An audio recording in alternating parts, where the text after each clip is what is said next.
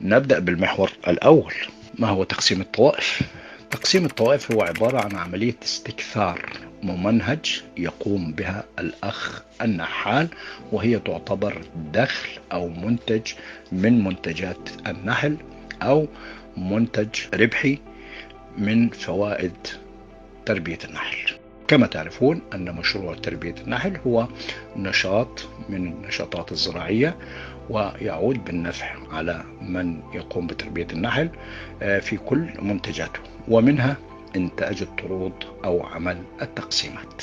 فإذا هذا جانب ربحي نستفيد منه من خلال تربية النحل.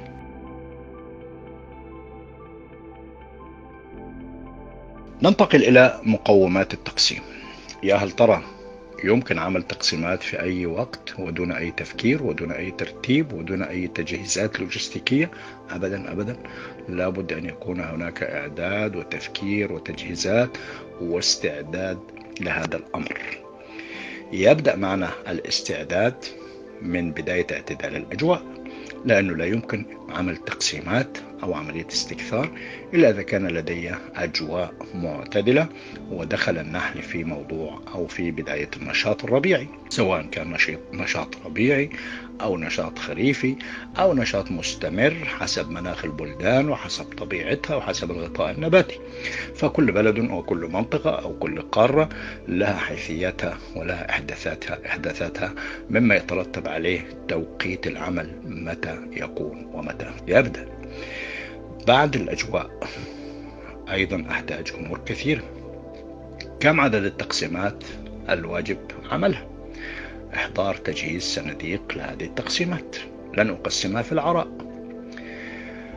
وتجهيز إطارات تكفي لسد حاجة التقسيمات، وتجهيز التغذية التي تلزم هذه التقسيمات.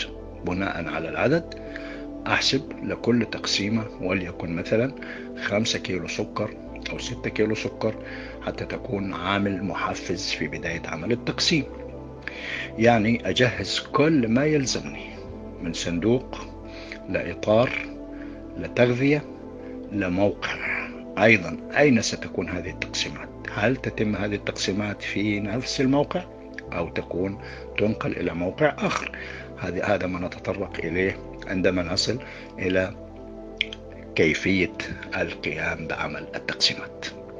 فإذا أنا جهزت كل احتياجاتي وكل استعداداتي التي تلزم موضوع التقسيم عندما وجدت أن الأجواء اعتدلت ودخل النحل عندي في مرحلة النشاط الربيعي أو بداية النشاط الربيعي. هل هذا يكفي؟ لا طبعا، بالتأكيد لا يكفي.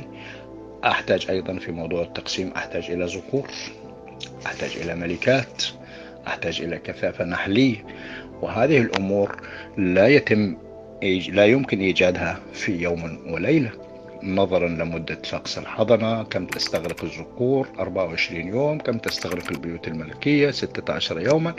فإذا كم تستغرق الحصول على الكثافة النحلية؟ لأنه بلا كثافة نحلية لا يوجد تقسيم، فبالتالي يجب العمل على هذا الأمر قبل عملية التقسيم تقريبا بشهر أو أكثر.